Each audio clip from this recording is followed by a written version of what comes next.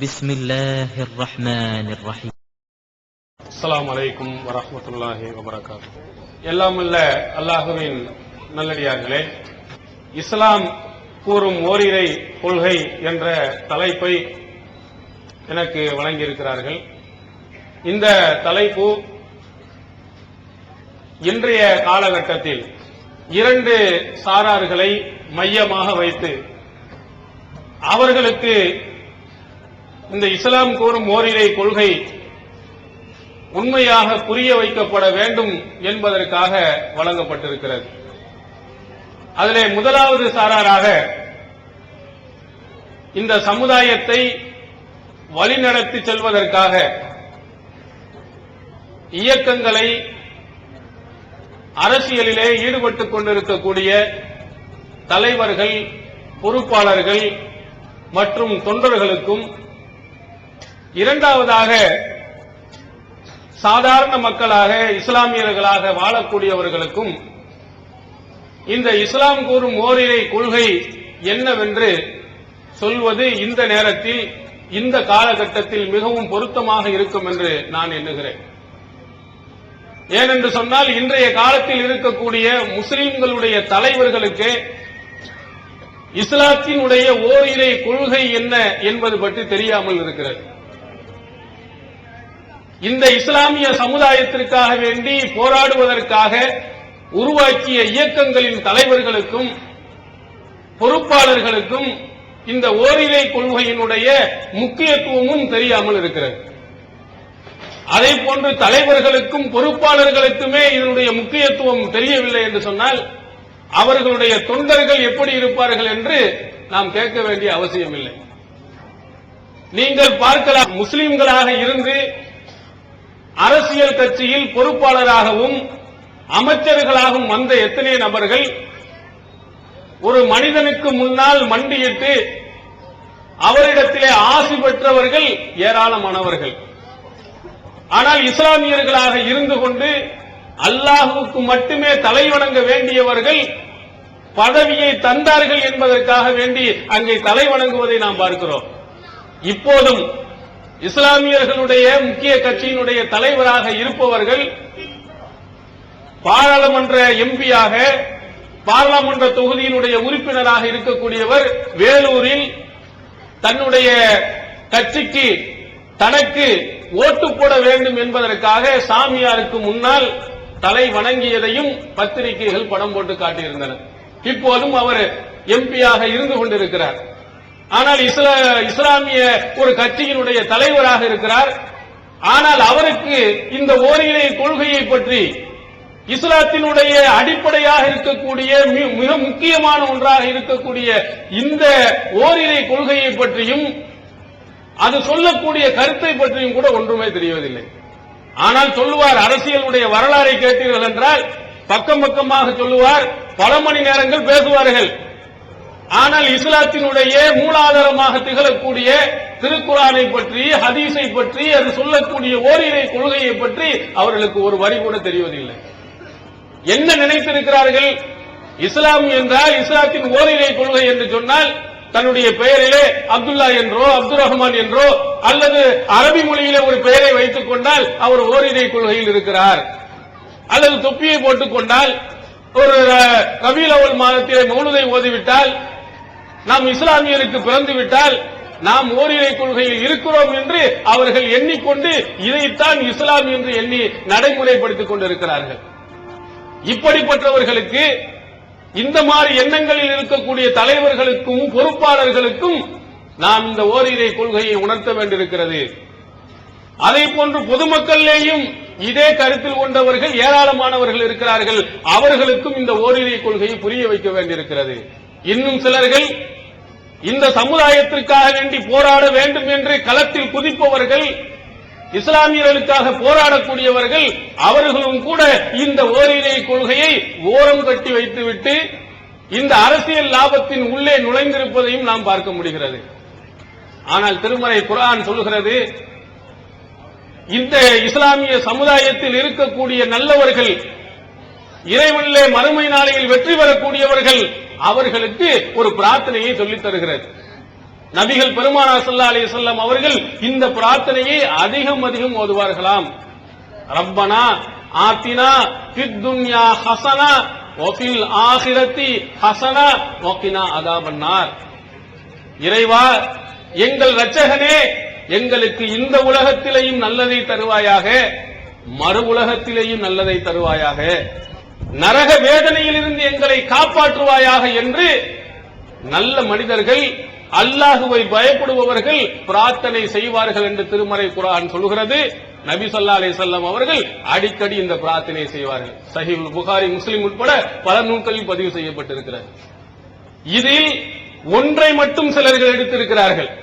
இந்த உலகத்தில் நன்றாக இருக்க வேண்டும், இந்த உலகத்தில் இந்த இஸ்லாமிய சமுதாயத்திற்கு ஒரு நன்னிலை ஏற்பட வேண்டும் என்பதற்காக வேண்டி சில போராட்டங்களை நடத்திருக்கலாம், அதற்காக வேண்டி தங்கள் உழைப்புகளை செலவழித்திருக்கலாம்.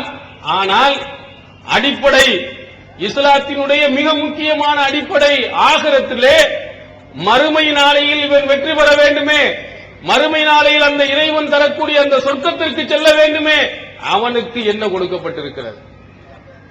வேர்வையை சிந்தி தன்னுடைய உழைப்பை, தன்னுடைய செல்வத்தை வாரி வாரி இறைத்தானே, இந்த போராட்டங்களுக்காக கூப்பிட்ட நேரமெல்லாம் ஓடி வந்தானே, இந்த போராட்டத்திற்காக போகும் இடங்களிலெல்லாம் மால் போஸ்டர் ஒட்டினானே, எவ்வளவு சிரமங்களையும் கஷ்டங்களையும் சுமந்தானே, இவனுக்கு மறுமையில் கிடைக்கும் பயன் என்ன?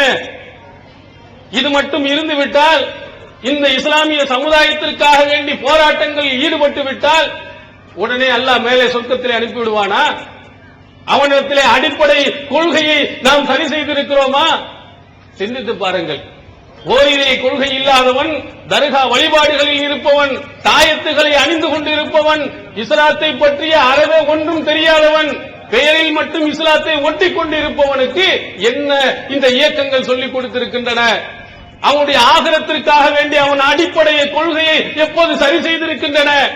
இந்த உலகத்தில் எவ்வளவு வேண்டுமானாலும் எல்லாத்திற்கும் அவனை பயன்படுத்தி கசக்கி புளிந்து அவன் பொருளாதாரத்தை எல்லாம் எடுக்கக்கூடிய இயக்கங்கள், அதில் இருக்கக்கூடிய தலைவர்கள், அதில் இருக்கக்கூடிய பொறுப்பாளர்கள் அவன் ஆகிரத்தினுடைய வாழ்க்கைக்காக வேண்டி ஒரு நல்நிலையை ஏற்படுத்தியிருக்கிறார்களா? இல்லை, அப்படி செய்வதில்லை. அப்படி செய்தால் கூட்டங்கள் சிதறோடி போய்விடும் என்பதற்காக சொல்லியும் கொடுக்காமலும் இருக்கிறார்கள். அதற்காக வேண்டித்தான் இந்த தௌஹீத் ஜமாத்து கூட பிரிந்து வந்திருக்கிறது. ஓரிரை கொள்கை அவனுக்கு சொல்லிக் கொடுத்து விட்டால், ஆகிரத்திலே அவன் வெற்றி பெறுவதற்குரிய ஒரு வழியை காட்டிவிட்டால் கூட்டத்தை சேர்க்க முடியாது. அவனை சீர்திருத்தி விட்டோமேயானால் யாரும் வரமாட்டார்கள் என்று சொல்லி அவனுக்கு சொல்லிக் கொடுப்பதையே பின்னால் போட்டுவிட்டு உலக ஆதாயங்களுக்கு முன்னால் சென்றிருக்கிறார்கள். குறிப்பாக தமிழ்நாடு தௌஹீத் ஜமாத்தில் இருப்பவர்களும் கூட சரியாக இருக்க வேண்டும். அவர்களிடத்திலே ஓரிரை கொள்கை ஓங்கி இருக்க வேண்டும். எந்த நேரத்திலும் ஓரிரை கொள்கையிலிருந்து விலகி போய்விடக் கூடாது. அவன் பண்பாடு மிக்கவனாக, மறுமையை பயந்தவனாக, நியாயம் நேர்மைக்கு கட்டுப்பட்டவனாக அவன் நடக்க வேண்டும். எதிலையும் அவன் வரம்பி மீறி விடக்கூடாது. படைத்தவனுடைய பயம் அவனுடைய உள்ளத்தில் ஆழமாக வேரூண்டி இருக்க வேண்டும் என்பதற்கு தான் இந்த தலைப்பையும் சேர்த்தே கொடுத்திருக்கிறார். இது கண்டிப்பாக ஒவ்வொருவரிடத்திலும் இருக்க வேண்டும்.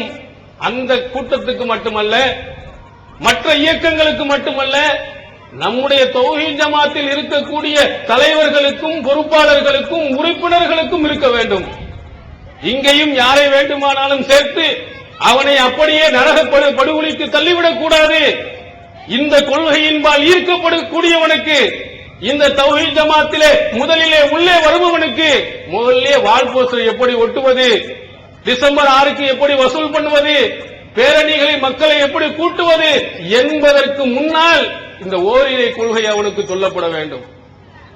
தர்கா வழிபாடுகளிலே ஊறி போனவன், இஸ்லாம் என்றாலே என்னவென்றே தெரியாதவன், அவனுடைய அடிப்படை வேர்வை சிந்தி அவனுடைய கஷ்டங்களை புளிந்து அவனிடத்திலிருந்து வேலை வாங்குகிறோமே, அதற்கு பிரதிபலனாக மறுமை வாழ்க்கையில் அவன் வெற்றி பெற வேண்டும். மறுமை வாழ்க்கையிலே அவன் வெற்றி பெறுவதற்குரிய ஒரு வழிவகைகளை அவனுக்கு சொல்லிக் கொடுக்க வேண்டும். அதற்காகத்தான் நம்முடைய தௌஹீத் ஜமாத்திலே அவ்வப்போது தர்பியாக்கள், அதற்காக வேண்டி சில பயிற்சி வகுப்புகள், ஒழுக்கமிக்க வாழ்க்கைக்குரிய வகுப்புகள். அவன் இந்த இதிலே நுழைந்து விட்டால் அரசியல் சாக்கடைகள் அவனுக்கு ஒட்டிவிடக் கூடாது, மமதை வந்துவிடக் கூடாது, அவனிடத்திலே அந்த பேராசை புகழாசை உள்ளே நுழைந்து விடக் கூடாது என்பதற்காகத்தான் அவ்வப்போது இதை போன்ற தர்பியாக்கள் நல்லொழுக்க பயிற்சி முகாம்களும் நாம் நடத்துகிறோம். குறிப்பாக இந்த தௌஹீத் ஜமாத்தில் நிலையக்கூடிய ஒவ்வொருவனும் உயிர் மூச்சு இருக்கின்ற வரையிலேயும் ஓரிரை கொள்கையிலிருந்து ஒரு அளவு கூட, ஒரு அணு அளவு கூட அவன் விலகி போக கூடாத அளவிற்கு அவனை வலிமையுடன் அவனுடைய உள்ளத்தை உறுதிப்படுத்த வேண்டும். நபிகள் பெருமானார் ஸல்லல்லாஹு அலைஹி வஸல்லம் அவர்கள் 13 ஆண்டு கால வாழ்க்கை, மக்காவின் வாழ்க்கை, அந்த 13 ஆண்டு கால வாழ்க்கையினுடைய உறக்க முழக்கம் இந்த ஓரிரை கொள்கைதான். இந்த ஓரிரை கொள்கையைத்தான் 13 ஆண்டு காலங்கள் போட்டு புரட்டி எடுத்திருக்கிறார்கள். திருமறை குர்ஆனை படித்தவர்களுக்கு தெரியும். அதிலே போட்டிருப்பார்கள், சில அத்தியாயங்களை மக்கி என்பார்கள், சில அத்தியாயங்களை மதனி என்று சொல்வார்கள். மக்கி என்றால் அது மக்கா வாழ்க்கையில் இறக்கப்பட்ட வசனங்கள், மதனி என்றால் அந்த 10 வருட காலங்கள் மக்காவில் இருந்து மதீனாவுக்கு போனார்களே அந்த வாழ்க்கைக்கு மதனி என்று சொல்வார்கள். அந்த மக்கி என்று சொல்லக்கூடிய அத்தியாயத்தின் ஆரம்பத்தில் படித்து பாருங்கள். அதில் மக்கி என்று சொல்லக்கூடிய அத்தியாயங்களை நீங்கள் எடுத்து பார்த்தீர்களே ஆனால் அதிலே அத்தனையிலேயும் 99% மேல் இந்த ஓரிரை கொள்கையைத்தான் சொல்லப்பட்டிருக்கும். அதற்கு எதிராக இணை வைப்பாளர்களுடைய பதில்கள், அதற்கு இறைவனுடைய பதில்கள், அவர்களுடைய குற்றச்சாட்டுகள், அவர்களுடைய கேட்க வேண்டிய கேள்விகள், இப்படிப்பட்ட வசனங்கள் தான் 13 ஆண்டு காலங்கள் அவர்களுக்கு கொடுக்கப்பட்டிருக்கிறது. அதுவும் ஓங்கி உரத்த குரலில் சொல்லப்பட்டிருக்கிறது. எந்த நிலையிலையும் இந்த ஓரிரை கொள்கையிலிருந்து விலகி போகக்கூடாது என்பதற்காகத்தான் அந்த வாசகத்தின் துவக்கமே எப்படி வருகிறது. லா இலாஹ இல்லல்லாஹ், எந்த கடவுளும் இல்லை அல்லாஹுவை தவிர, இப்படித்தான் சொல்லுங்கன்னு அல்லாஹ் சொல்லுகிறார். எங்கே எத்தனை பேர்கள், இவ்வளவு மக்கள் திரண்டு இருக்கக்கூடிய மக்கள் எல்லாம் பின்னாடி இருக்கக்கூடிய நிலையில் ரசூல் ஸல்லல்லாஹு அலைஹி வஸல்லம் அவர்கள் சொல்லலை. ஒரு மனிதர், ஒரு தனி மனிதர், அவர்கள் போய் பல தெய்வ கொள்கையில் ஊறி போயிருந்த அந்த சமுதாயத்திற்கு முன்னால் எப்படி சொல்லுங்கள், லா இலாஹ இல்ல, நீ செஞ்ச அத்தனையும் தப்பு, பின்னால ஒருத்தர் இல்ல, வலதுபுறம் இல்லை, இடதுபுறம் ஒருத்தரும் கூட யாரும் கிடையாது. அல்லாஹ் சொல்லுகிறார், நீ செய்வதெல்லாம் தவறு, ஒரே ஒரு கடவுளை மட்டும்தான் நீ வணங்க வேண்டும் அப்படின்னு முதலாவதாக நீ செய்வதெல்லாம் தவறு, ஒரே ஒரு இறைவனை நம்பு என்று தெளிவாக சொல்லுகிறார். அந்த வசனங்களில் அல்லாஹ் இன்னொரு இடத்தில் சொல்கிறார், ஃபஸ்தா பிமா துமர், உமக்கு கட்டளையிடப்பட்டதை உடைத்து சொல்லும். அதுல யாருக்கு நீ என்ன செய்ய வேண்டாம், பயப்பட வேண்டாம். எதை எவ்வளவு பெரிய எதிர்ப்புகள் வந்தாலும், எவ்வளவு பெரிய இன்னல்கள் வந்தாலும் இந்த கொள்கையில் சமரசம் என்பது இல்லை அப்படியும் கேட்டார்கள். லவ் துதிஹினு ஃபயுதுஹினூன், நீங்கள் கொஞ்சம் அட்ஜஸ்ட்மெண்ட் பண்ணி போனா, கொஞ்சம் விட்டு கொடுத்து போனால் நாங்களும் விட்டு கொடுத்து போக தயார். யார்? அபூஜஹில் கூட்டங்கள் சொன்னது. தமிழ்நாடு தௌஹீத் ஜமாஅத்தின் அரும் பணிகள், இஸ்லாம் கூறும் அனைத்து பணிகளையும் குர்ஆன் மற்றும் நபி வழியின் அடிப்படையில் செயல்படுத்தும் முதன்மையான அமைப்பு தமிழ்நாடு தௌஹீத் ஜமாஅத். பிற மத மக்களுக்கு இஸ்லாத்தை எடுத்துரைக்க அழைப்பு பணி. இஸ்லாத்தை ஏற்றுக்கொண்டவர்களுக்காக அனைத்து உதவிகளுடன் முற்றிலும் இலவசமாக ஆண்களுக்கும் பெண்களுக்கும் என தனித்தனி பயிற்சி மையங்கள். முஸ்லிம் சமுதாயத்தில் காணப்படும் பலவித தீமைகள் மற்றும் மூட நம்பிக்கைகளை களைவதற்கு பொதுக்கூட்டங்கள், மாநாடுகள் போன்ற பல்வேறு நிகழ்ச்சிகள், வரதட்சணை ஒழிப்பு பற்றிய விழிப்புணர்வு கூட்டங்கள் மற்றும் வாங்கிய வரதட்சணையை திருப்பிக் கொடுக்கும் நிகழ்ச்சிகள், உயிர்காக்கும் இரத்த தானங்கள், இலவச மருத்துவ முகாம்கள் மற்றும் ஆம்புலன்ஸ் சேவைகள், ஏழை எளிய மாணவ மாணவிகளுக்கு இலவச நோட்டு புத்தகங்கள், இலவச சீருடைகள், நோன்பு பெருநாளை மகிழ்ச்சியுடன் கொண்டாட ஃபித்ரா விநியோகம் மற்றும் ஹஜ் பெருநாளின் போது கூட்டு குர்பானி திட்டம், சுனாமி, தீ விபத்து, சாலை விபத்து, வெள்ளம் போன்ற திடீர் விபத்துகளில் பாதிக்கப்படும் மக்களுக்கு ஓடோடி சென்று உதவுதல், தனியார் தொலைக்காட்சி மூலம் தினந்தோறும் பல்வேறு நிகழ்ச்சிகள், இணையதளம் மூலம் இஸ்லாத்தை அறிந்து கொள்ள www.onlinepj.com, www.tntj.net போன்ற 2 இணையதளங்கள், ஏகத்துவம், தீன்குல பெண்மணி ஆகிய மார்க்க மாத இதழ்கள், முஸ்லிம் சமுதாயத்தை தட்டி எழுப்பும் உணர்வு வார இதழ், தொலைபேசி மற்றும் கடிதங்கள் மூலம் விளக்கம் பெற தனி ஏற்பாடு, குடும்ப பிரச்சினைகளுக்கு தீர்வு காண ஷரியத் தீர்ப்பாயங்கள், இலவச திருமண தகவல் திட்டம், முதியோர் ஆதரவு இல்லம், சிறார்களுக்கான அனாதை இல்லம், சத்தியத்தை நிலைநாட்டிட பல்வேறு விவாதங்கள், அடக்குமுறைக்கு எதிரான போராட்டங்கள், முஸ்லிம் சமுதாயத்திற்கு இடஒதுக்கீட்டை பெற்றுத்தந்த உரிமை போராட்டங்கள், வறுமை மற்றும் கடன்களில் சிக்கித் தவிக்கும் மக்களை மீட்டெடுக்க ஜகாத் நிதியை திரட்டி உரியவர்களுக்கு உதவுதல், வட்டியில்லா கடனுதவி திட்டங்கள், இது போன்ற இன்னும் ஏராளமான பணிகளை செய்து வரும் தமிழ்நாடு தௌஹீத் ஜமாத் எந்த வெளிநாட்டு அரசிடமிருந்தோ அல்லது எந்த வெளிநாட்டு நிறுவனங்களிடமிருந்தோ உதவிகளை பெறுவதில்லை என்பதை கொள்கையாக கொண்டுள்ளது. எனவே மறுமையில் மகத்தான கூலியை பெற்றுத்தரும் இந்த அரிய பணிக்கு உங்களது ஜகாத் மற்றும் நன்கொடைகளை வாரி வழங்குவீர். உங்களது நன்கொடைகளை டிடியாகவோ செக்காகவோ மணி ஆர்டராகவோ அனுப்பலாம். டிடி அனுப்புபவர்கள் தமிழ்நாடு தௌஹீத் ஜமாத் வங்கி கணக்கு எண் 7882748827 இந்தியன் வங்கி மண்ணடி கிளை என்ற பெயரில் எடுத்து அனுப்ப வேண்டிய முகவரி தமிழ்நாடு தௌஹீத் ஜமாத் மாநில தலைமையகம் 30 அரண்மனைக்காரன் தெரு மண்ணடி சென்னை 1 போன் 044215215226 கொஞ்சம் அப்படியும் இப்படியும் இருந்து கொள் என்று சொன்னது. ஆனால் அல்லாஹ் ஏற்றுக்கொள்ளவில்லை. ஓரிரை கொள்கை ஓங்கி சொல். அது எவ்வளவு கஷ்டங்கள் சிரமங்கள் வந்தாலும் பரவாயில்லை என்று அல்லாஹ் சொல்லுகிறார். ரசூல் ஸல்லல்லாஹு அலைஹி வஸல்லம் ஆரம்பத்தில் இப்படி சொல்லியிருக்கிறார். ஏன் இவ்வளவு தெய்வங்களை வணங்குகிறீர்கள்? ஏன் அல்லாஹ் நமக்கு இல்லையா? அல்லாஹ் கேட்டதையெல்லாம் தந்திருக்க மாட்டானா? ஏன் அல்லாஹ்வின் பக்கம் நீங்கள் வாருங்களே அப்படி கூட சொல்லியிருக்கலாம். கொஞ்சம் மென்மையான முறையில் சொல்லியிருக்கலாம்.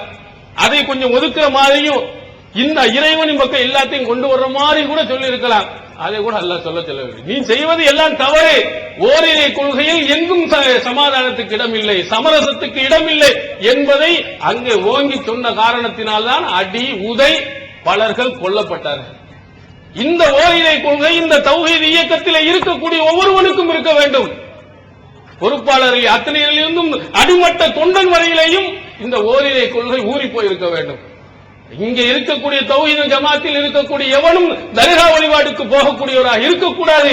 இருப்பாரே ஆனால் அவர் திருத்தப்பட வேண்டும். அங்கிருந்த ஓரிரை கொள்கையின் பக்கம் உள்ளே அழைக்கப்பட வேண்டும். ஏனென்றால் இந்த இஸ்லாமிய மார்க்கம் ஆரம்பத்தில் முதலிலே சொன்னபோது இந்த லா இலாஹ இல்லல்லாஹ் என்ற கலிமாவைத்தான் சொல்லியிருக்கிறது. அதிலே உறுதியாக இருக்க வேண்டும் என்று சொல்லியிருக்கிறது. அப்போ இந்த கொள்கையில் வர ஒவ்வொருவரும் ஓரிரை கொள்கையில் அல்லாஹ்வின் தூதர் அவர்கள் ஆரம்பத்தில் எப்படி சொன்னார்களோ அந்த கொள்கையில் ஓரிரை கொள்கையில் உறுதியானவனாக இருக்க வேண்டும். நபிகள் பெருமானார் ஸல்லல்லாஹு அலைஹி வஸல்லம் அவர்கள் அந்த காலத்தில் சொன்னபோது, அந்த ஓரிரை கொள்கையை சொன்னபோது எல்லாம் ஆச்சரியத்தோடு பார்த்தார்கள். இன்று கூட கேட்பவர்கள் இந்த ஓரிரை கொள்கையை சொன்னபோது அது கூட ஆச்சரியமாகத்தான் பார்ப்பார்கள். அன்றைய காலத்தில் ரசூல் ஸல்லல்லாஹு அலைஹி வஸல்லம் சொன்னது அல்லாஹ் ஒருவனை மட்டும் வணங்குங்கள் என்று சொன்னார்கள். அதை பற்றி சொல்லுமா அஜாலல்லாஹுல் ஆலிஹத இலாஹம் வாஹிதா இன்னஹாதா லஷைஉன் உஜாப். எல்லா கடவுளும் ஒரே ஒரு கடவுள் தானா? வேற எந்த கடவுளும் இல்லையா? என்னையா ஒரு புதுமையான ஒரு கருத்து இந்த சொல்லுகிறார் என்று சொன்னார். எப்போ ரசூல் ஸல்லல்லாஹு அலைஹி வஸல்லம் அவர்கள் அன்றைய காலத்தில் சொன்னபோது இந்த ஓரிரை கொள்கை என்ற இந்த மந்திரம் மிக புதுமையானதாக தெரிந்தது. ஆனால் அவர்கள் யார்? அல்லாஹுவை மறுத்தவர்களா? அல்லாஹ் இல்லை என்று சொன்னவர்களா? அல்லாஹுவை ஏற்றுக்கொண்டவர்கள் தான். இதை சாதாரண ஒரு விஷயத்தை நீங்கள் புரிந்து கொள்ளலாம். நபிகள் பெருமானார் ஸல்லல்லாஹு அலைஹி வஸல்லம் அவருடைய தந்தை பெயர் அப்துல்லா தான். அல்லாஹ்வின் அடிமை என்றுதான் பெயரை வைத்திருந்தார்கள். முனாஃபிகீன்களுடைய தலைவன் அவனுடைய பெயர் என்ன? அப்துல்லா பின் உபை பின் சலூல். அவனுக்கு அப்துல்லா தான் வச்சது. இதே மாதிரி அப்துல் ரஹ்மான் அப்துல்லா என்ற பெயரில் ஓரிரை கொள்கையை மறுத்தவர்கள் எத்தனை பேர் இருந்தார்கள்? யார் நம்ம இந்த உலகத்தில் இருக்கிற மாதிரி இந்த சமூகத்தில் இருப்பதை போன்று அல்லாஹுவை ஏற்றுக்கொண்டிருந்தான். ஆனால் அல்லாஹுவை எப்படி ஏற்றுக்கொள்ள வேண்டுமோ அப்படி அவன் ஏற்றுக்கொள்ளவில்லை. 3ஓடு 4ஆக எடுத்துக்கொண்டான். எப்படி ஒரு 4 கடவுள் இருக்கோ இது ஒரு 5வது கடவுள், இது ஒரு 6வது கடவுள் என்று எண்ணி இருந்தானே தவிர அல்லாஹ் ஒருவனுக்கு மட்டுமே அனைத்து சக்தியும் இருக்கிறது, அல்லாஹ்வால் மட்டுமே எதையும் செய்ய முடியும் என்ற நம்பிக்கை அவனிடத்தில் இல்லை. அதான் அல்லாஹ் சொல்லுகிறான் வமா கதருல்லாஹ் ஹக்க கத்ரிஹி. அல்லாவை மதிக்க வேண்டிய விதத்தில் அவன் மதிக்கவில்லை என்று அல்லாஹ் தஆலா சொல்கிறான். இறைவனுக்கு என்ன கண்ணியத்தை நீ வணங்க வேண்டுமோ அந்த கண்ணியத்தை அவன் வணங்காத காரணத்தினால்தான் அவனை இணை வைக்கும். யா அய்யுஹல் காஃபிரூன், காபிர்கள் என்று இந்த அபூஜஹல் கூட்டத்தினர்களை, அப்துல்லா என்று பெயரை வைத்திருந்தவனை, அப்துல் ரஹ்மான் என்று பெயரை வைத்திருந்தவர்களை காபிர்களை என்று அல்லாஹ் தஆலா சொல்கிறார். முஸ்லிக்கீன்கள் என்று அல்லாஹ் தஆலா அழைக்கிறான். யார் பெயரை வேறு விதமான பெயர்களை வைத்தவனை அல்ல, அல்லாஹ்வுக்கு அடிமை என்று பெயரை வைத்துக் கொண்டு இறைவனுக்கு விருப்பம் இல்லாத, இறைவனுக்கு இருக்க வேண்டிய சக்திகளை மற்றவர்களுக்கு கொடுத்தவர்களை பார்த்து அல்லாஹ் பேசுகிறார். இது ஓரிரை கொள்கைக்கு எதிரானது இல்லையா? அந்த முஸ்லிக்கீன்கள் எப்படி நடந்தார்களோ அதே போன்றுதான் நம்மும் நடந்து கொண்டிருக்கிறோம். முஸ்லிக்கீன்கள் அன்றைய காலத்திலே எந்த மாதிரி நடந்திருக்கிறார்கள் அதை திருமறை குர்ஆன் சொல்லி காட்டுகிறது. அலைஸல்லாஹு பிகாஃபின் அபுதா வயுகஃபிவூனக பில்லதீன மின் தூனிஹி, அல்லாஹ் தஆலா அவர்களுக்கு போதுமானவன் இல்லையா? அல்லாஹ் கேட்கிறான் அந்த மக்களை பார்த்து, உனக்கு குழந்தை வேண்டும் என்று கேட்கிறாய், உன்னுடைய கஷ்டம் போக வேண்டும் என்று கேட்கிறாய், உன்னுடைய நோய் போக வேண்டும் என்று கேட்கிறாய், அல்லாஹ் உனக்கு போதுமானவன் இல்லையா? அவன் உன்னுடைய நோயை போக்க முடியாதா? உனக்கு செல்வத்தை தர முடியாதா? உனக்கு குழந்தையை கொடுக்க முடியாதா என்று அல்லாஹ் கேட்கிறான். ஏன் நீ இன்னொரு இடத்துக்கு ஓடிட்டு இருக்கிற? இந்த சமுதாயம் அப்படி போலையா? இந்த சமுதாயத்தில் அல்லாஹ் போதுமானவன் இல்லை என்பதற்காகத்தானே இங்க தெற்கு வாசல்ல கொண்டு போய் அங்க கப்பலை ரோட்ல இழுத்துட்டு போறாங்க. ஏன் அஜ்மீருக்கு போகிறார்கள், இங்கே பொட்டல் புதருக்கு போகிறார்கள், நாகூர் தர்காவிற்கு போகிறார்கள்? என்ன, எனக்கு வைத்த வழி சரியாவல, என் குடும்ப பிரச்சனையா இருக்குது, எல்லாத்தையும் போக்குவதற்கு அல்லாஹ் போதுமானவன் இல்லை, அல்லாஹ்வால் செய்ய முடியாது, இவர்களால் என்ன செய்ய முடியும், புரியா செய்ய முடியும் என்று அங்கே போகிறார்களே. இது யாருடைய கொள்கை? ஓரிரை கொள்கையை மறுத்தானே, அனைத்து சக்தியும் அல்லாஹ்விற்கு இருக்கிறது என்பதை நம்பவில்லையே, அந்த அபூஜஹல் கூட்டத்தினுடைய நம்பிக்கை இல்லையா? ஓரிரை கொள்கையை நம்பியவன், அல்லாஹ் ஒருவன் என்று நம்பியவன், எல்லா சக்தியும் அல்லாஹ் ஒருவனுக்கு இருக்கிறது என்று சேர்த்து நம்ப வேண்டும். படைத்த ஒருவனுக்கு மட்டும்தான் இருக்கிறது என்று நம்ப வேண்டும், வேறு யாருக்கும் கிடையாது என்பதையும் சேர்த்து நம்ப வேண்டும். ஆனால் அவன் நம்பவில்லை. இன்று என்ன செய்கிறார்? இந்த சமுதாயத்தில் முஸ்லிம்களாக இருக்கக்கூடியவர்கள், பொறுப்பிலே இருப்பவர்கள் பார்த்தீர்கள் என்றால், ஏதாவது ஒரு காகிதம் இல்லத்து பிறந்த நாள்னா போய் பச்சை போர்வை போய் போத்திட்டு வந்துடுறான். யாரு? முஸ்லிம் தலைவர்கள் போய் போத்துகிறார்கள். மற்ற கட்சி தலைவர்கள் போத்தினால் அவர்களுக்கு ஏகத்தும் தெரியவில்லை, ஓரிரை கொள்கை தெரியவில்லை என்றால் சொல்லலாம். இஸ்லாமியர்களாக இருக்கக்கூடியவன், அது மாற்று மதத்தில் இருப்ப கட்சி தலைவர்கள் போத்தும் போது இவர்களும் போய் நின்று கொண்டு அங்கேயும் ஃபாத்திமா ஓத சொல்கிறார். இவருக்கு என்ன தெரிகிறது? இஸ்லாமிய தலைவர் என்று சொல்லக்கூடியவனுக்கு ஒரு ஓரிரை கொள்கையினுடைய மந்திரத்தின் பொருள் தெரியவில்லை. இவர்கள் ஜமாத்தினுடைய தலைவர்கள், பொறுப்பாளர்கள் அங்க போய் பச்சை போர்வையை போய் போத்தி விட்டோம் என்று சொன்னால் அவர்களுக்கு செய்ய வேண்டிய கண்ணியம் என்று எண்ணுகிறார்கள், அங்க போய் கேட்கலாம் என்று எண்ணுகிறார்கள். அல்லாஹ் சொல்கிறான், அல்லாஹ் உனக்கு போதுமானவன் இல்லை, எல்லாத்தையும் தருவான், அல்லாஹ் ஒருவன் தான், வேற யாருக்கும் கிடையாது என்பதை நீ நம்பணும். இப்படி சொன்னா என்ன செய்கிறார்கள்? அவுலியா உன் கையை எடுத்துருவார், உன் காலை எடுத்துருவார், உன் குடும்பத்தில் பிரச்சனையை கொண்டு விடுவார் அப்படின்னு மிரட்டுவதை நாம் பார்க்கிறோம். இதையும் கூட அல்லாஹ் அந்த வசனத்தினுடைய பின்னாலேயே அல்லாஹ் தஆலா சொல்கிறான், யுஹவ்விஃபூனக பில்லதீன மின் தூனிஹி, அல்லாஹ் அல்லாதவர்களை கொண்டு உம்மை அவர்கள் மிரட்டுகிறார்கள், பயமுறுத்துகிறார்கள் என்று அல்லாஹ் சொல்கிறான். யாரு? அந்த சிலை, அந்த சாமி, உன்னை கைய காலை எடுத்துரும், ஒரு கடவுள் என்று சொல்கிறாயா? இவைகளுக்கெல்லாம் சக்தி இல்லை என்று சொல்கிறாயா? உன் கையை எடுத்து விடும், காலை எடுத்து விடும் என்று நபிகள் பெருமானார் அவர்களை அன்று அவர்கள் பயமுறுத்தினார்கள். இந்த சமுதாயத்திற்கு அதைத்தான் செய்கிறார். அவுலியாக்கள் இடத்தில் கேட்காதீர்கள், அவர்களுக்கு எந்த சக்தியும் இல்லை என்று நாம் சொன்னால் அவர்கள் என்ன சொல்கிறார்கள்? அப்படியா சொல்கிறாய்? அவுலியாக்களை ஏசுகிறாயா, திட்டுகிறாயா, அவருக்கு எந்த சக்தியும் இல்லை என்று சொல்கிறாயா? பார் உனக்கு என்ன நடக்கிறது என்பதை பார் அப்படியும். ஏதாவது நடந்து விட்டால் பார்த்தீர்களா, அவுலியாவுக்கு திட்டினா பாத்தீங்களா, காலி இல்லாம வச்சு பாரு, அவங்க பிள்ளை இறந்து போயிட்டார் பாரு அப்படின்னு சொல்லிக்கொண்டு அவுலியாக்களை பேசுவதனால் இப்படி வந்து விட்டது என்று அவுலியாக்களை வைத்துக் கொண்டு நம்மை மிரட்டுகிறார்கள். இது ஓரிரை கொள்கை எதிர்த்தானே இந்த அபூஜஹல் கூட்டத்தினர்கள் செய்தது. அல்லாஹ் ஒருவனுக்கு மட்டும் என்ன எங்களுக்கா இருக்கிறது என்று சொல்லுகிறோம்? எல்லா சக்தியும் என்கிட்ட இருக்கிறது, என்னிடத்தில் வந்து கேளுங்கள் என்று நாம் சொல்லுகிறோமா? படைத்த ஒருவனிடத்தில் மட்டும் கேளு, அடுத்தவர்களிடத்தில் நீ கேட்காதே என்று நாம் சொல்லும் போது இப்படிப்பட்ட பதிலை அவர்கள் சொல்வதை பார்க்கிறோம். இப்படி வைத்து மிரட்டுவதை நாம் பார்க்கிறோம். இது அபூஜஹல் கூட்டத்தினர் ரசூல் ஸல்லல்லாஹு அலைஹி வஸல்லம் எதிர்த்த கூட்டத்தினர்கள் செய்தது. இன்னொரு இடத்தில் அல்லாஹ் சொல்கிறான், லா ஷரீக லஹு, அவனுக்கு இணையா எதுவும் இல்லை. லைஸ கமிஸ்லிஹி ஷைஉன், அவனை போன்று எந்த பொருளும் கிடையாது. அவனுக்கு கூட்டாளிகள் யாரும் கிடையாது. அவன் மந்திரி சபையை பிரித்து ஆளுக்கு ஒரு இலாக்கா கொடுக்கவில்லை. கல்விக்கு ஒரு கடவுள், செல்வத்துக்கு ஒரு கடவுள், நோயை நீக்குவதற்கு ஒரு கடவுள் என்று அல்லாஹ் தஆலா யாருக்கும் தன்னுடைய சக்தியை கொடுக்கல. அவனுக்கு எந்த இணையும் இல்லை.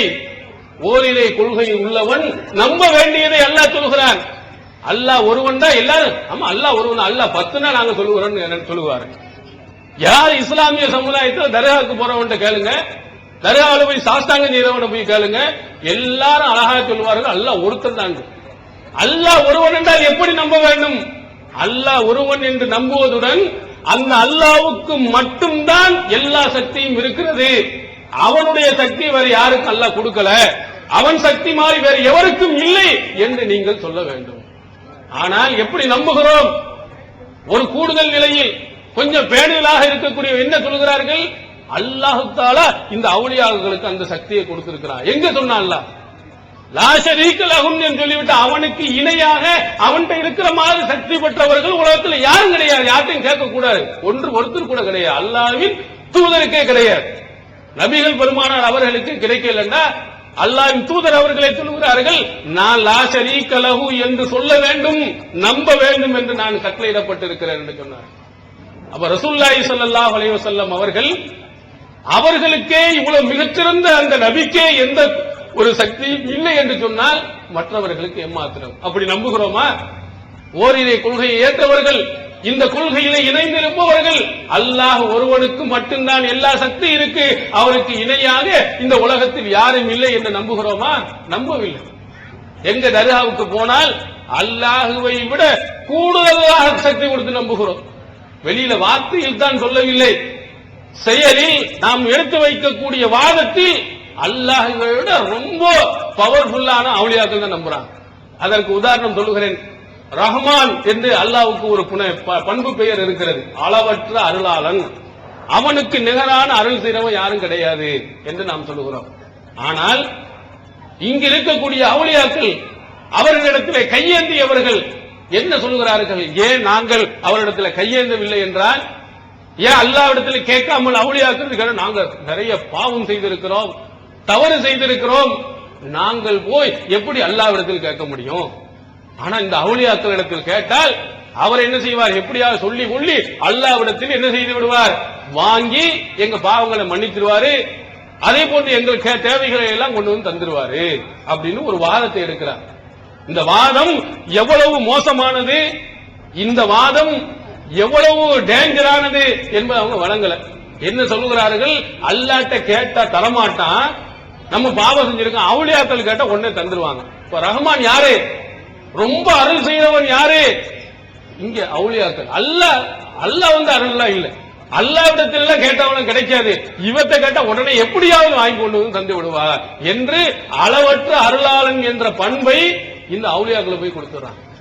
இது இணை வைப்பது இல்லையா? இது இணை வைக்கக்கூடிய ஒரு காரியம் இல்லையா? இறைவனை எப்படி நம்ப சொல்லுகிறது இஸ்லாம்? அதற்கு மாற்றமான ஒரு நம்பிக்கை இல்லையா? இப்படிப்பட்ட நம்பிக்கை உள்ளவர்கள் இன்று ஏராளமானவர்கள் இருக்கிறார்கள். அந்த நம்பிக்கையை வெட்டி தூக்கி எறிய வேண்டும்.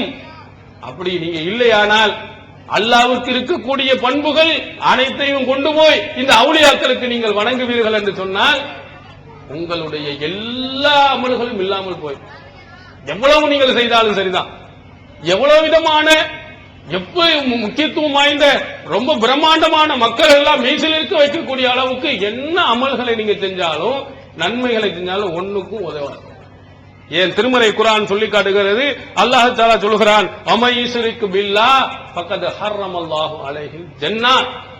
அல்லாஹ்வுக்கு இணை வைத்து விட்டால், அல்லாஹ்வுக்கு இருக்கிற மாதிரி இன்னொரு மனிதனுக்கு இருப்பதாக நீங்கள் நம்பிவிட்டால் உங்களுக்கு ஜன்னத் ஹராம்.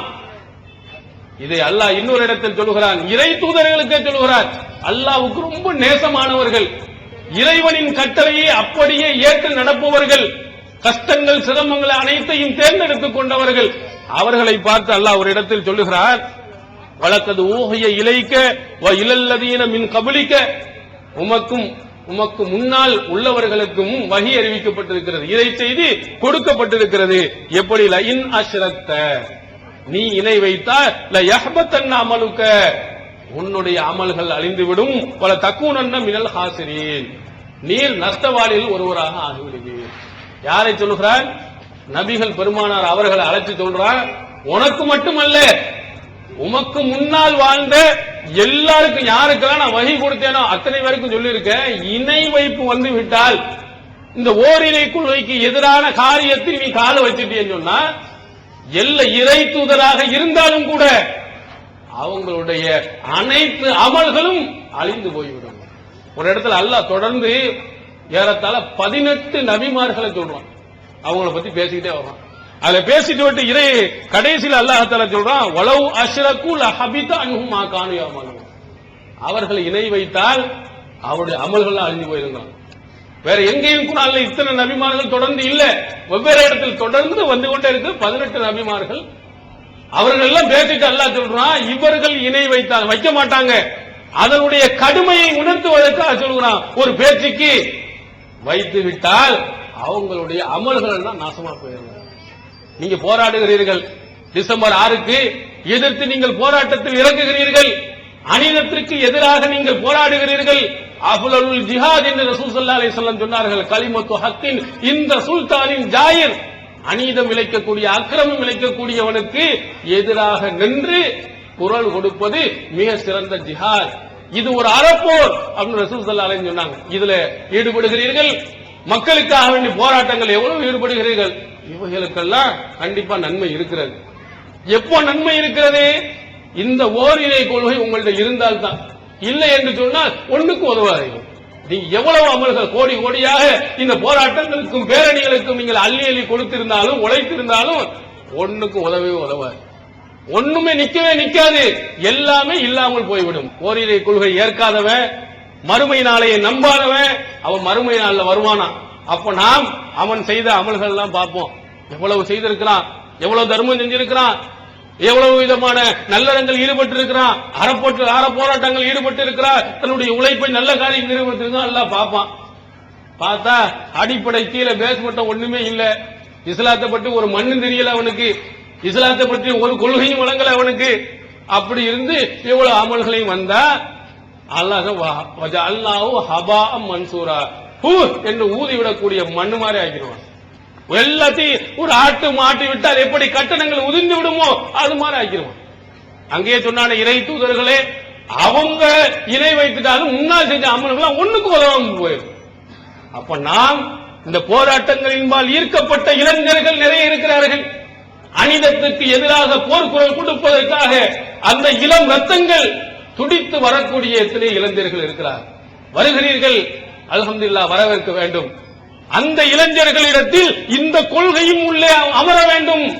இந்த ஓரிரை கொள்கையை படைத்தவனை பற்றிய பயம், அல்லாஹ் ஒருவனுக்கு மட்டும் அஞ்ச வேண்டும், அவனுக்கு மட்டும் எல்லா சக்தியும் இருக்கிறது என்பது உள்ளே நுழைந்தால்தான் உங்களுடைய இந்த இளம் ரத்தங்களின் மூலமாக நீங்கள் செய்த அனைத்து செயல்களுக்கும், நீங்கள் செய்த அனைத்து கஷ்டங்களுக்கும் கூலியை மறுமை நாளையில் பெற முடியும். இல்லை என்றால் உங்களுக்கு ஒண்ணுமே கிடைக்காது. அல்லாஹ் சொல்லுகிறார்.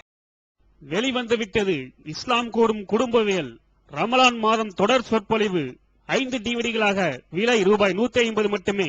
கூரியர் செலவு தனி. கிடைக்கும் இடம் TNTJ வீடியோ விஷன், நம்பர் 30, அரமனைக்காரன் தெரு, மண்ணடி, சென்னை 1. இறைவனுக்கு உருவம் உண்டா? தமிழ்நாடு தௌஹீத் ஜமாத் மற்றும் சுன்னத் வல் ஜமாத்துக்கு இடையே நடந்த மாபெரும் விவாதம் 2 டிவிடிகளாக விலை ரூபாய் 60 மட்டுமே. பித்தத்வாதிகள் யார்? 2 டிவிடிகளாக விலை ரூபாய் 60 மட்டுமே. கூரியர் செலவு தனி. கிடைக்கும் இடம் TNTJ வீடியோ விஷன், நம்பர் 30, அரமனைக்காரன் தெரு, மண்ணடி, சென்னை 1. இப்போது புத்தம் புது வடிவில் பல சிறப்பம்சங்களுடன் onlinepj.com மற்றும் tntj.net இணையதளங்கள். இறை தூதர்களுக்கு சொல்கிறார், இந்த ஓரிரை கொள்கைக்கு மாற்றமாக இணை வைப்பு காரியங்கள் எல்லாத்திலையும் நீங்க போயிட்டு இருந்தீங்கன்னா நீங்கள் செய்வ அனைத்தும் ஒவ்வொன்றாக அழிந்து போய்கொண்டே இருக்கும், ஒன்றும் கூட நிற்கவே நிற்காது. அப்போ உங்களிடத்தில் இந்த கொள்கையை ஆழமாக நீங்கள் கொண்டு வர வேண்டும். ஓரிரை கொள்கையில் உறுதியாக இருக்க வேண்டும். அதே போன்ற புத்தகங்களை நீங்கள் படிக்க வேண்டும். நல்லறங்களிலே ஈடுபடுவதிலே, அல்லாஹ் விரும்பிய காரியங்கள் செயல்படுவதில் வரணும். அதனால்தான் இன்று அரசியல்வாதிகளிலே கூலிப்படையினர்கள் புகுந்ததற்கு என்ன காரணம்? அரசியல்வாதிகள் அங்க இருக்கக்கூடிய பைலாவுல, அங்க அரசியல் கட்சியில் இருக்கக்கூடிய சட்ட திட்டங்கள்ல எங்கேயாவது ஒழுக்கமிக்கவனாக, பண்பாடு நிறைந்தவனாக, சட்டத்தை மதிக்கக்கூடியவனாக இருக்க வேண்டும் என்று ஒரு சட்டம் இருக்கிறதா? அல்லது அப்படி சேர்ந்தவர்களை அப்படி மாற்றப்படுவதற்காக ஏதாவது பயிற்சிகளாவது அங்கே கொடுக்கப்படுகிறதா? ஒண்ணுமே இல்லை. என்ன சேர்க்கிறார்கள்? எப்படி ஆட்களை ஆளுங்கட்சியில் எதிர்கட்சியில் இருக்கக்கூடிய எல்லா அரசியல்வாதிகளையும் விதிவிலக்குன்னு யாரையும் நம்ம சொல்ல முடியாது. எல்லா அரசியல்வாதிகளையும் எப்படி சேர்க்கிறாங்க? அந்த பகுதியில அவனை பார்த்தா பயப்படுவானா? அவனுக்கு முன்னால் 4 ரவுடி இருக்கிறானா? அவனுக்கு முன்னால் ஒரு 4 ரவுடி இருக்கானா? எத்தனை பேரை கொண்டு இருக்கலாம்? எவ்வளவு பணம் இருக்குது? அவனுக்கு முக்கிய பதவி. அப்படி கொடுக்கலன்னா என்ன செய்யறான்? அவன் யார கைய காட்டுறானோ அவனுக்கு பதவி. அப்படி கொடுக்க ஏன் கூலிப்பட கொலை வராது? ஏன் அங்க பிரச்சனை சண்டைகள் வராது? எதுக்கு சட்டம் ஒழுங்கு கிடையாது? முதல்ல திருத்த வேண்டுமானால், சட்ட ஒழுங்கு சரியா வர வேண்டுமானால் இந்த அரசியல் கட்சியில இருக்கக்கூடிய அத்தனை பேர்களும் பண்பாடு மிக்கவர்களாக மாற்றணும். சட்ட ஒழுங்கை பேணுபவர்களா அவர்கள் முதல்ல வரணும். யாரு கெடுக்கிறா? ஒரு பிரச்சனை எதுன்னு வந்துருச்சுன்னு சொன்னா சட்ட ஒழுங்கை கெடுப்பவர்கள் யார்? இந்த அரசியல் கட்சிகள் தானே. ஒரு கட்சி தலைவரை கைது செய்துட்டாங்கன்னா இந்த நாட்டினுடைய பஸ் எரிப்பவர்கள் யாரு? அங்க இருக்கக்கூடிய பிரச்சனைகளை உருவாக்கக்கூடியவர் யாரு? என்ன சந்திர மண்டலத்திலிருந்து இறங்கி வந்து யாராவது செய்கிறார்கள்? அல்ல பொதுமக்கள் வீட்டில் இருக்கக்கூடிய வரான், வெளியே வர பயந்துட்டு உள்ள இருக்கா, இவங்க போனோம்னா நம்ம உயிரும் போயிருமோ. அப்ப எல்லாமே செய்வதெல்லாம் இவர்கள் தான். ஏன் இவர்களுக்கு ஒழுங்கான நன்மைக்கு மிக்க ஒரு பண்பாடான பயிற்சி கொடுக்கப்படல? அந்த மாதிரி அவருடைய பைலாவிலே சட்ட திட்டங்கள்ல இதுவும் ஏற்றப்படல. அப்படி இருக்கிற வரையிலையும் இந்த கூலிப்படைகள் கொஞ்சம் கொஞ்சமா போய் பீகார் அங்க நக்சலைட்டுகள் ஏரியா மாதிரி வருவதற்கு வாய்ப்புகள் நிறைய இருக்கிறது. இந்த ஜமாத்திலையும் அப்படி வரக்கூடாது. கூட்டத்தை பார்த்த உடனே கோஷத்தை போடுவது, அங்க போட்டவுடனே அடுத்தவர்களை எதிர்த்து பேசுவது, அதை பார்ப்பதை ரவுடிகளை கொண்டு போவது, இதெல்லாம் இஸ்லாமிய அதுவும் தௌஹீத் ஜமாத்தில் இருப்பவர்களுக்கு உள்ள வந்துடக்கூடாது. ஏன் வருது? இந்த மாதிரி ஆழ்த்த போனவன சவுண்ட் யாரை எவ்வளவு பெரிய அதிகாரிகள் இருந்தாலும் பேசுறது, மிரட்டுறது, எங்க ஒரு கூட்டத்தை வச்சுட்டவன பேசுறது. ஒரு பண்பாடு மிக்கதா பேசலாம், அவங்கள்ட்ட செய்த தவறுகளை சுட்டி காட்டலாம். ஆனா அங்க நடத்த உடனே நீங்க பெரும் கூட்டம் வந்துட்டாலே தண்ணி அடிச்சு ரவுண்ட் அடிக்கிறது, அங்க இருக்கிறது கிழிக்கிறது, கல் அடிக்கிறது, இதெல்லாம் என்ன செய்யுது? நிறைய ஆளுங்கட்சியா இருக்கட்டும் எதிர்கட்சியா இருக்கட்டும் எல்லா அரசியல் கூட்டங்கள் போகும்போது இந்த மாதிரி. ஆனா நம்ம ஜமாத்தில் அப்படி வரக்கூடாது. எந்த ஜமாத்திலே வரலன்னு சொன்னா அவன்கிட்ட இறையச்சம் இருக்கணும், அல்லாஹ்வுடைய பய உணர்வு இருக்கணும். அல்லாஹ்வை பற்றி அச்ச உணர்வு அவன்கிட்ட இருந்தால்தான் அவனை அப்படி நடத்த செல்ல முடியும். அவன் என்ன பார்க்கிறான்? மமதியிலே அல்லாஹ் கேள்வி கேட்பானே, இப்படி அசிங்கமாக பேசுகிறாயே, அருவருக்கத்தக்க வாசகத்தை பயன்படுத்துகிறாயே, அடுத்தவர்களை கேள்வி கிண்டல் பண்ணுகிறாயே, அல்லாஹ் உன்கிட்ட கேட்பானே. மறுமை நாள் ஒன்று இருக்கிறது நம்பணுமே. ஓரிரை கொள்கையில முக்கியமான ஒன்று இருக்கு, அல்லாஹ் கேட்பான் என்று ஒரு பயம் இருந்தா அடக்கத்தோடு போவான். அந்த கூட்டத்தை பார்த்து மமதை பெற மாட்டான்.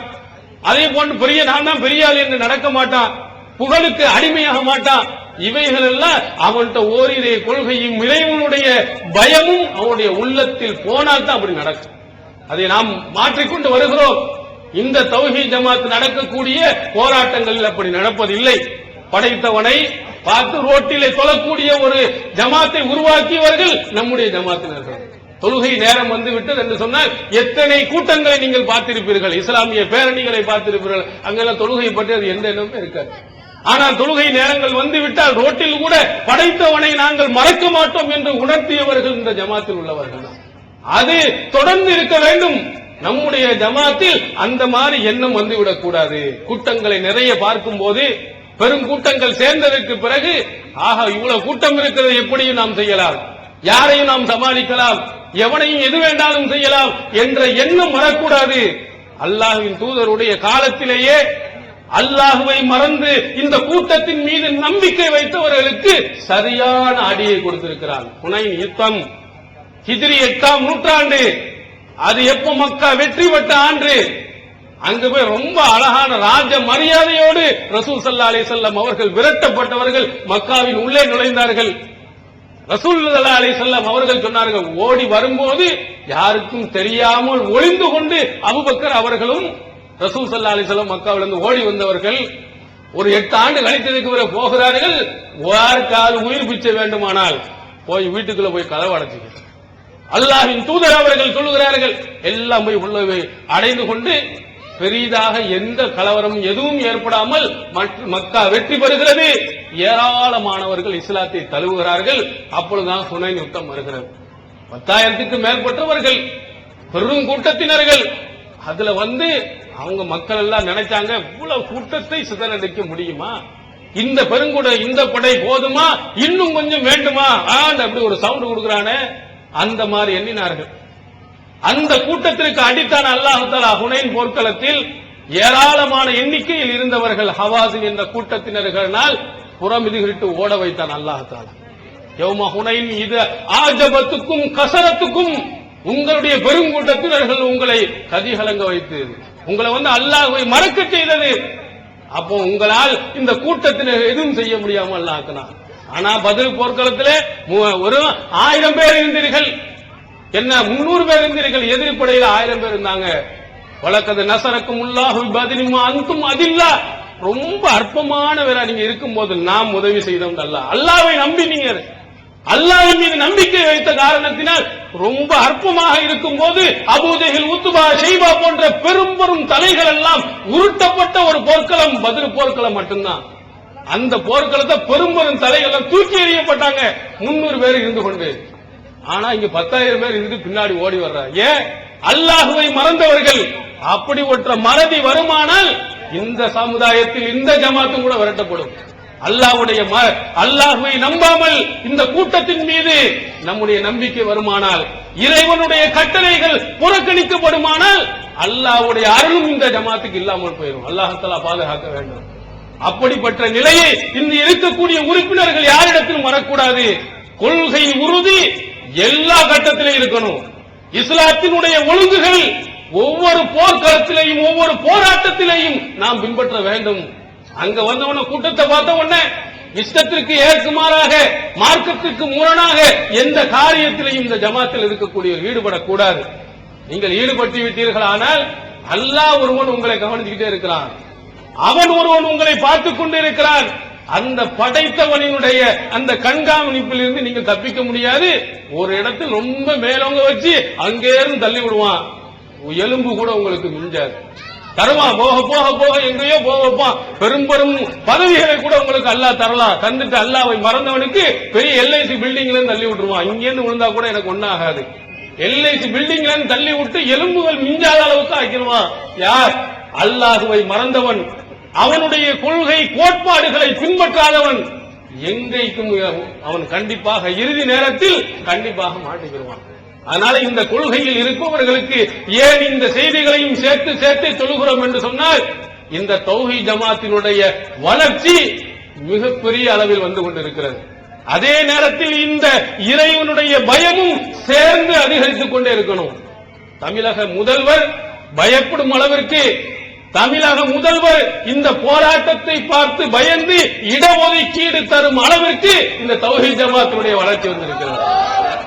அதனால்தான் இப்ப கூட இந்த கோஷங்கள்ல கூட என்ன சொல்கிறோம், இது வெறும் வெற்றி கோஷம் அல்ல, அல்லாஹ் நீதான் பெரியவன் தான் சொல்றோம். நம்ம எங்களால் வரவில்லை, எங்களுடைய சக்தியால் வரவில்லை, அல்லாஹ் உன்னுடைய சக்தியின் மூலமாக உன்னுடைய உதவியின் மூலமாக தான் வந்திருக்கிறது நம்ம திட்டுக்காட்டாத மனதில் இருக்கணும். இது சும்மா ஒரு இதுக்காக வேண்டி ஒரு கோஷம் போடுவதற்காக உள்ள வாசகம் அல்ல. படைத்த இறைவா நீதான் பெரியவன், உன்னால் தான் எதுவும் செய்ய முடியும், உனக்கு தான் அனைத்து சக்தியும் இருக்கிறது என்று இந்த லட்சக்கணக்கான மக்கள் கூட்டியிருக்கக்கூடிய அவையில் முன்னையே நாங்கள் நினைவு கூறுகிறோம் என்று நாம் சொல்லுகிறோம். இதை மனதில் வைக்கணும், வெறும் கோஷமாக இருக்கக்கூடாது. நம்முடைய இந்த ஜமாத்தினுடைய வீரிய வளர்ச்சி அல்லாஹ் தஆலா மிகப்பெரிய ஒரு வளர்ச்சியை ஏற்படுத்துவான். எப்போ வர இந்த குர்ஆன் ஹதீஸை விட்டு விலகாமல், அந்த படைத்தனை விட்டு மறக்காமல் இருக்கும் வரையில் எப்படி நாம் ஓட ஓட விரட்டப்பட்டு ரசூல் ஸல்லல்லாஹு அலைஹி வஸல்லம் எப்படி ஓட ஓட விரட்டப்பட்டு திரும்ப மக்காவுக்கு உள்ளே போகும்போது அவர்கள் பயந்து நடுங்கினார்களோ அந்த நிலையை அல்லாஹ் ஏற்படுத்துவான். இந்த ஏகத்துவ எழுச்சி திருச்சி மாநாட்டிலே இந்த சமுதாயத்தினுடைய மிகப்பெரிய ஒரு வெற்றிக்கு, இந்த ஏகத்துவத்தினுடைய வளர்ச்சிக்கு ஒரு சான்றாக அமையும் பொழுது, இதனுடைய வளர்ச்சி அதிகமாக வரும்போது பள்ளியாசலை வைத்துக் கொண்டு கட்டுக்குண்டாக தூக்கி எறிந்தார்களே, விரல் அசைப்பவர்களுடைய விரல்களை ஒடித்தார்களே, அவர்களெல்லாம் பயந்து நடுங்கக்கூடிய அளவுக்கு அல்லாஹ் தஆலா மாற்றுவார். ஏன்? நம்முடைய உறுதி இருக்குமானால், நம்முடைய அல்லாஹ்வின் மீது தவக்கல் நமக்கு இருக்குமானால், எந்த விஷயத்திலையும் இறைவனை நாங்கள் மறக்க மாட்டோம். இறைவனுடைய கட்டுப்பாடுகளை, அவனுடைய வழிமுறைகளை, அவன் காட்டிய விதிமுறைகளை எந்த நேரத்திலும் நாங்கள் பேணி நடப்போம் என்று நாம் இருப்போமானால், இந்த தௌஹீதின் வளர்ச்சி அங்கே மதீனாவினுடைய வளர்ச்சியை போன்று இந்த தமிழகத்தின் மிகப்பெரிய ஒரு வளர்ச்சியாக மாறும். அப்பொழுது இந்த ஏகத்துவத்தை எதிர்த்தவர்கள், நம்மை அடித்தவர்கள் நமக்கு பயப்படக்கூடிய நிலையை கூட அல்லாஹ் தஆலா உருவாக்குவார். நீங்கள் மூமினாக இருந்தால், நீங்கள் அல்லாஹ்வை உண்மையாக நம்பிக்கையாளர்களாக இருந்தால், நீங்கள் தான் மேலோங்கியவர்கள் என்று அல்லாஹ் திருமறை குர்ஆன்ல சொல்கிறார். உண்மையான நம்பிக்கை இருக்கும்போது அந்த சஹாபாக்கள் அடித்து ஒடுக்கப்பட்ட அந்த சஹாபாக்களுக்கு எப்படி பிற்காலத்தில் மிகப்பெரிய ஒரு வெற்றியை அல்லாஹ் தஆலா தந்தானோ, அதை போன்ற ஒரு வெற்றி இந்த சமுதாயத்திற்கு நிச்சயமாக இருக்கும். எப்பொழுது இந்த ஓரிரை கொள்கையில் உறுதியாக இருக்கும்போது, படைத்தவனை மறக்காமல் இருக்கும்போது, அவன் காட்டிய கட்டளைகளை ஒழுங்கான முறையில் நாம் பின்பற்றும் போது நிச்சயமாக நம்முடைய வளர்ச்சி மிகப்பெரிய அளவில் இருக்கும். எனவே நாம் உறுப்பினர்கள் இருக்கக்கூடிய ஒவ்வொருவருக்கும் இந்த ஓரிரை கொள்கையுடைய உறுதி வர வேண்டும். அந்த உறுதியை நடைமுறையிலும் படுத்த வேண்டும். இது ஒவ்வொரு உறுப்பினர்கள், பொறுப்பாளர்கள் மட்டுமல்லாமல் உறுப்பினர்களாக இருக்கக்கூடிய ஒவ்வொருவர்களும் மாற்ற வேண்டும். ரசூலுல்லாஹி ஸல்லல்லாஹு அலைஹி வஸல்லம் அவருடைய காலத்தில் வாழ்ந்த அந்த நபி தோழர்கள், அவர்களை பார்த்தவர்கள் எப்படி பிரிந்திருக்கிறார்கள் என்பதை நீங்கள் சிந்தித்து பாருங்கள். இந்த ஜமாத்தின் உள்ளே வந்துவிட்டால், இந்த ஜமாத்தினுடைய கொள்கையினால் ஒரு ஈர்க்கப்பட்டு உள்ளே வந்துவிட்டால், அல்லது இந்த ஜமாத்தை பார்க்க வேண்டும் என்று வந்துவிட்டால், நம்முடைய செயல்பாடுகளை பார்த்து அவன் மனம் திருந்தான். ரசூல் ஸல்லல்லாஹு அலைஹி வஸல்லம் அவர்கள் இந்த ஓரிரை கொள்கையை சொல்வதற்கு முன்னால் அவங்களுடைய செயல்பாடுகளை பார்த்தா மயங்கிருக்கலாம். சுமாமா ரலியல்லாஹு அன்ஹு அவர்களை நீங்கள் பார்த்திருக்கலாம். அவர் நஜ்த் தேசத்தினுடைய பெரிய பொறுப்பாளராக இருந்தார், தலைவராக இருந்தார். அவரை கைதியாக பிடிச்சிட்டு வந்து மஸ்ஜித் நபவியில கட்டப்பட்டாங்க. அப்ப ரசூல் ஸல்லல்லாஹு அலைஹி வஸல்லம் அவர்கள் 3 நாள் இந்த சுமாமாவை எப்படி இருக்கிறீர்கள் என்று தான் கேட்டாங்க.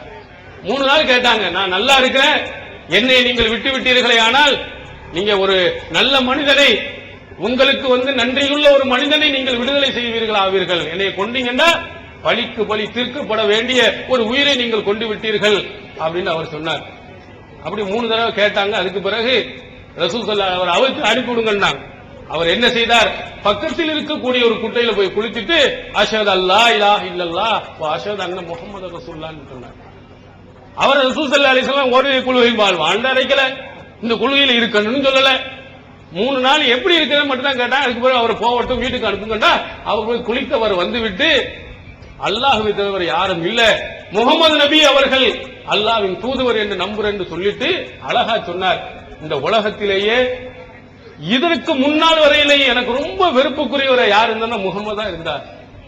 ஆனால் இன்று இந்த உலகத்திலேயே எனக்கு அன்பிற்குரியவராக இந்த முகமது இருக்கிறார். நேற்று வரையிலேயும் இந்த உலகத்திலேயே ரொம்பவும் நான் வெறுத்த ஒரு மார்க்கம் இந்த இஸ்லாம் தான். ஆனால் இன்று உலகத்திலேயே நேசிக்கக்கூடிய ஒரு மார்க்கமாக இந்த மார்க்கத்தை நான் நினைக்கிறேன். அடுத்த இந்த உலகத்திலே ரொம்ப மோசமான ஒரு ஊர் இந்த ஊரை தான் நினைச்சேன். ஆனால் இன்று இந்த உலகத்திலேயே மிகச் சிறந்த ஒரு ஊராக, அன்பிற்குரிய ஊராக இதை நான் எடுக்கிறேன் என்று சொன்னார். இவரை இப்படி பேச வைத்தது எது? இப்படி இவருடைய உள்ளத்தை மாற்றியது எது? அல்லாஹ்வின் தூதரினுடைய நடவடிக்கைகள், அந்த தோழர்களுடைய நடவடிக்கைகள், அவருடைய பண்பாடுகள், அதுதான் அவங்க உள்ளத்தை அப்படி மாத்திருக்கு. எத்தனை தலைவர்கள் இருந்தால் அந்த தலைவர்களுக்கும் ரசூல் ஸல்லல்லாஹு அலைஹி வஸல்லம் கோடிக்கணக்கான வித்தியாசத்தை அவர் பார்த்திருப்பார். அவர் ஒரு தலைவர் தானே. தலைவராக இருந்தவருக்கு எப்படிப்பட்ட மரியாதைகள் கிடைத்திருக்கும். ஆனா ரசூலுல்லாஹ் எப்படி இருந்தாங்க? சாதாரண 5வது மனிதராக இருந்தார். 4 5வது மனிதராக வெளியிலிருந்து வருபவர் கேட்பார், ஐயுக்கும் முகம்மது, உங்களிலே முகமது யார் என்று கேட்பார். இங்க வருவாங்க, வெளியே இங்க வர்ற எம்எல்ஏ யாருன்னு கேட்பீங்களா? வெள்ளை வெள்ளையன்னு கதர் சட்டை போட்டுட்டு வெள்ளை வேட்டி கேட்டு அவர் வர்ற நடையில கொடையை பிடிச்சிட்டு 10 பேர் இப்படி அப்படின்னு வந்தால தலைவர் தான் முக்கியமான ஆள் நம்ம வழங்கிடுவோம். அவருக்கு இருக்கிற இருக்கை என்ன, அவர் குசல் மெத்தை என்ன பார்த்த உடனே இவர் தான் முக்கியமான ஆள். ஆனா அல்லாஹ்வின் தூதர் மஸ்ஜித் நபவியில் இருந்தா 5வது நபர், அதுக்கு தனி மரியாதை இல்லை. எத்தனை தலைவர்களை எப்படி பார்த்து ஒரு சாதாரண மனிதராக ரசூலுல்லாஹி ஸல்லல்லாஹு அலைஹி வஸல்லம் அவர்கள் காட்சி அளித்தாங்க. அவங்க தோழர்கிட்ட சாதாரணமாக அவர்கள் பேசியிருக்கிறார்கள். இப்படியெல்லாம் அவர்களுடைய பழக்க வழக்கத்தை பார்க்கும் போது இவ்வளவு அழகான ஒரு மார்க்கமா நம்மளை என்னென்ன சொல்லிக் கொடுத்திருக்கிறார் என்று அவருடைய உள்ளத்தை அது மாற்றி இருக்கிறது. இந்த மாதிரி இந்த தௌஹீத் ஜமாத்தில் வெளியிலிருந்து ஒருத்தன் உள்ளே வந்து பார்த்தால் அவர்கள்ட்ட புகழ் போதை கிடையாது. தான் தான் பெரியவன், நீ தான் பெரியவன் என்பதெல்லாம் அல்ல. தலைவராக இருக்கும் போதும் அவர் வேலை செய்வார், தொண்டராக இருந்தாலும் அவர் வேலை செய்வார். பதவி கொடுத்துட்டோம்னா அங்க பாஞ்சு வேலை செய்வது, பதவியை பறிச்சிட்டோம்னா அவனை குளித்து கட்டி வைப்பது அரசியல்வாதிகளுடைய பழக்கம். இது நம்மள்ட்ட இல்ல. இந்த தலைவர்களிடத்தில் கிடையாது. நேற்று ஒரு தலைவராக இருந்தார், இன்னைக்கு தொண்டராக இருக்கார். தலைவரோட கூடுதலாக அவர் வேலை செய்து கொண்டிருக்கிறார் அப்படின்னு பார்க்கணும். அவர் வணக்க வழிபாடுகள்ல கரெக்டா இருக்கிறார், கொள்கையில சரியாக இருக்கிறார், கொடுக்கல் வாங்கல் கரெக்டாக இருக்கிறார். இந்த ஜமாத்துக்கு வந்துவிட்டால் அவனுடைய வாழ்க்கையே மாறுகிறது, பண்பாடு மிக்கதாக மாறுகிறது, சிறப்பானதாக மாறுகிறது என்று அடுத்தல வர்றவர்கள் வந்து பார்த்து இவங்களை விட அந்த சாக்கடையை நல்லா இருக்குன்னு சொல்லிட்டு அங்க திரும்ப போயிடக்கூடாது. அப்ப எப்போ அல்லாஹ்வுடைய பயம் நம்மள்ட்ட இருக்கும் பொழுது, இறையச்சம் நம்மள்ட்ட நிறைந்து இருக்கும் பொழுது நிச்சயமாக நம்மள்ட்ட இந்த மாதிரி அரசியல்வாதிகளுடைய அந்த சாக்கடைகள் நம்மள்ட்ட ஒட்டாது. அவர்கள்ட்ட இருக்கக்கூடிய பழக்க வழக்கங்கள் நம்மள்ட்ட வராது. மன தூய்மை உள்ளவர்களாக, படைத்தவனை பயந்தவர்களாக நம்ம கண்டிப்பாக மாறுவோம். அந்த கொள்கை உறுதி நம்மள்ட்ட கண்டிப்பாக வரும். அதை தொடர்ந்து வைத்துக் கொண்டே இருக்கணும். இந்த கொள்கையில் இருப்பவன் யாருக்கு பயப்படுகிறான் இல்லையோ அல்லாஹ் படைத்த ஒருவனுக்கு அவன் பயப்படுபவனாக, அவனுடைய கொள்கைகளை, அவனுடைய சட்ட திட்டங்களை முழுக்க முழுக்க பேணுபவனாக ஒவ்வொரு தௌஹீத் ஜமாத்தில் இருக்கக்கூடியவர்களும் நாம் இருக்க வேண்டும். எல்லாம் அல்லாஹ் தஆலா நாம் அனைவர்களையும் இந்த தௌஹீத் ஜமாத்தில் ஓரிரை கொள்கையில் குர்ஆன் ஹதீஸை பின்பற்றி நடப்பதில் உறுதியானவர்களாக இருந்து இந்த உலகத்திலேயும் வெற்றியை கண்டு மறுமை நாளையிலும் வெற்றி பெறுபவர்களாக, நரக வேதனையிலிருந்து பாதுகாப்பு பெற்றவர்களாக எல்லாம் அல்லாஹ் தஆலா நாம் அனைவர்களை ஆக்கியருள்வானாக. வாஹர் தாவனா அல்ஹம்துலில்லாஹி ரப்பில் ஆலமீன். அஸ்ஸலாமு அலைக்கும். திருக்குர்ஆன் தமிழாக்கம் பி ஜெய்னலாபிதீன். அனைவருக்கும் புரியும் எளிய நடை, தேவைப்படும் வசனங்களுக்கு தெளிவான விளக்கங்கள், கலை சொற்களின் விளக்கங்கள், திருக்குர்ஆன் எவ்வாறு அருளப்பட்டது, எவ்வாறு தொகுக்கப்பட்டது என்பது குறித்து முழுமையான விளக்கம், நபிகள் நாயகம் ஸல்லல்லாஹு அலைஹி வஸல்லம் காலம் முதல் இன்று வரை குர்ஆன் பாதுகாக்கப்பட்ட வரலாறு, திருக்குர்ஆன் இறைவனின் வார்த்தைகள் என்பதற்கான அடுக்கடுக்கான ஆதாரங்கள், முந்தைய பதிப்புகளை விட மெருகூட்டப்பட்ட செய்திகள், கூடுதலான பக்கங்கள், அழகிய வடிவமைப்பு, உயர்தரமான பைண்டிங், விலை ரூபாய் 300 மட்டுமே. வெளியீடு மூன் பப்ளிகேஷன், நம்பர் 83/3, முதல் மாடி, மூர்தரு, மண்ணடி, சென்னை 1. போன் 65690810.